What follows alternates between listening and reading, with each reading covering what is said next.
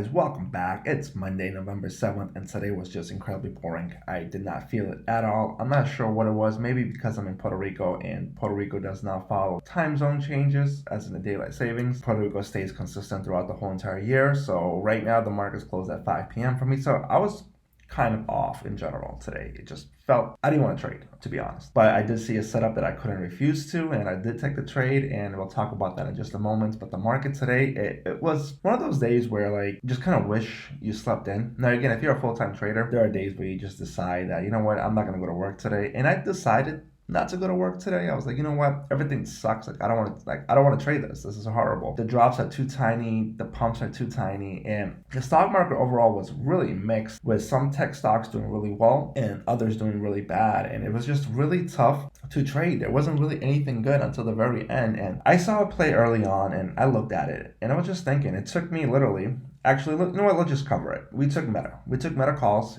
As you guys probably saw on our Instagram story, we posted it. We took Meta 98 calls and we paid $355 for these. And we got filled for them at $355, and they closed somewhere around $450. So a nice 27% gain so far on the day. So I just want to talk about Meta, why I picked it out of the thousands of names on my watch list. It was one of those things where it just made sense. The play made sense. I've traded Meta for many years, and usually when there's a catalyst involved, it usually runs with it. So I like Meta. So anyways, I was looking at Meta. I was analyzing data. Some news came out of it, and the news was basically that Meta is going to lay off some employees. Now, this would sound incredibly bearish. However, the market did decide that this is actually good news, and I agree with the market on this as well. It makes sense. Cutting costs when there's a recession that's coming.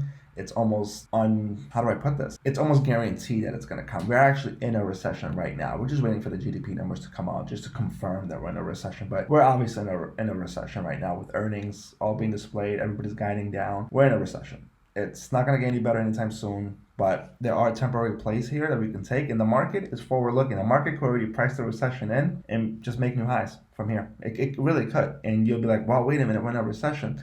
It's similar to how COVID was when the market was making lows and anyways, we bought Meta here. Let's just hop right into it. Right about midday, I alerted this play Meta at 1:53 p.m. So anyways, I alerted this at 1:53 p.m. and it was basically at $95.03, give or take, right about there. And it had a spectacular run of another almost 2% from where we got in. That created a 25% play for us. Now, where do I think of taking profits on it? Well, 25% would have been great. We could have added it to the tracker, and this could have been a 16 play in a row. But you know what? It's much more than just winning. It's by winning by how much. Percentages matter. 25% is great, but I actually since I've been held in it for the past 2-3 hours, it was just one of those things where it made sense to me. I'm like, okay, so I kept looking more deeper into what I was already into it. Now, keep in mind, the play is going well for us. It's green. So I'm just looking, being conservative, and I'm like, okay, well, where could we actually break out of here? Like, where can this go? And I'm looking at the charts here, just keeping it really simple here. I'm like, well, 100 seems very reasonable. And we're currently at $97, $96 right now, and we bought it in the low 95s, actually below 95 if I'm not mistaken. And where can it go? I'm like, well, it can go to 100. Now, if it goes to 100, why not further? Maybe this is the turnaround point. Mark laying off employees in Meta, that could be multiple things. And the way I look at it, either way, it's all bullish to me. Either he stops spending on the metaverse and just kind of phases out. Investors will like that. They'll jump back in. Or he's just cutting costs. Either or, it's good for the numbers, it's good for the books, and I think that it's going to benefit in the long run as well. Now, I'm not bullish on Meta. I'm not saying buy Meta. I'm just saying, hey, I see a trade opportunity here that I'm going to take it, keeping it really simple. I do believe it's going to break out of 100. Now, the question is, when it breaks out of 100, right? Let's say it happens within a month period or in a couple days. It will probably break out of 100. So we're at a 98 call. That gives us $2 in value in our contracts. Now, that automatically puts us at 2.0 at expiration at 100. So again, our risk is very low on this, and I bought these to December 2nd, I believe, what the contracts are. And yeah, I mean, with that being said, guys, we can definitely break out of the 100. Now, again, once it breaks 100, who says it stops at 100? We might break out 102, maybe 103, 104.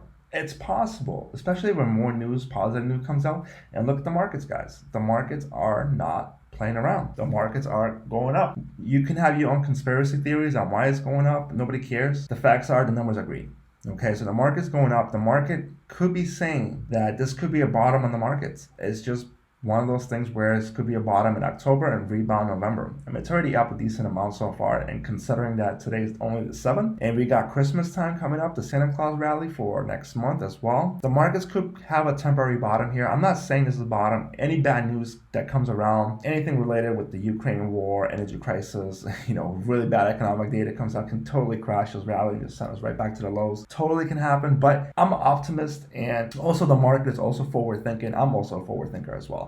I'm like, well, all right, let's see what happens. We watched the FOMC meetings. The Fed talked about a few things, and opportunities to make money here is good. And I'm right because I'm winning nonstop. And a lot of these are all calls, guys. A couple of puts that I hit, but it's primarily all calls. Like 90-something% of the plays that I've taken so far since October till today, it's all calls. And they've been working. Why would I want to switch and get puts? Now, it would make sense to play puts in a lot of scenarios that's been going on, but that's not how the market works. The market doesn't work on what you're thinking is logical. The market trades on the future and optimism, really.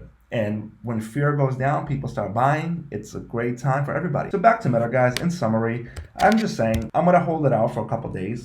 I'm going to add more plays as time goes on. But yeah, I'm just going to hold it. We got December 2nd. We got almost a month in time for this. And if the SPY decides to break out at 390, I think Meta could break 100. If Meta breaks out at 100, you might have big interest come back again and can even go to 120. I'm not saying it will, but by expiration, I mean, it could be definitely over 120. And if you really look at it, that's like a 1,000% play for us on these calls. Why not? I'll take it. But anyways, guys, I'm going to wrap it up here. Make sure to subscribe. I do these for you guys so you guys can see my thought process on taking trades, trying to do my best to illustrate the best way I can by creating graphs, charts, using a whole bunch of trading view, using everything for you guys so you guys can easily see. And the portfolio is still doing well, guys. We still haven't added any funds to it. We're waiting for a nice bounce. AMD's performing well. Roku's trying to recover. Beyond has earnings coming up soon. We're not covering any of these aspects. So more plays are coming. I am going to make some more deposits coming up soon. And also, guys, since you watched this far, sneak peek, we are going to have a small account challenge on December 5th of this month. So we're going to participate in that Santa Claus rally. I'll see you guys in the next one. Subscribe.